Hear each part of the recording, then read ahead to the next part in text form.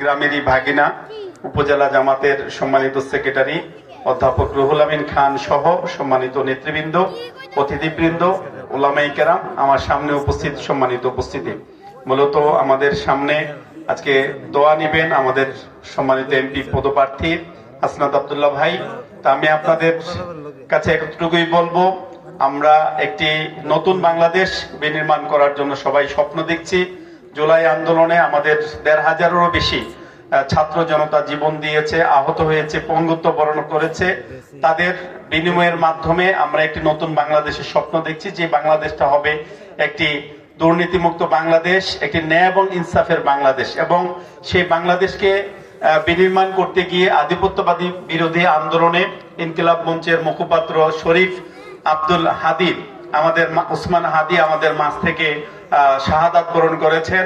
তারই ধারাবাহিকতায় আমরা কাজ করে যাচ্ছি।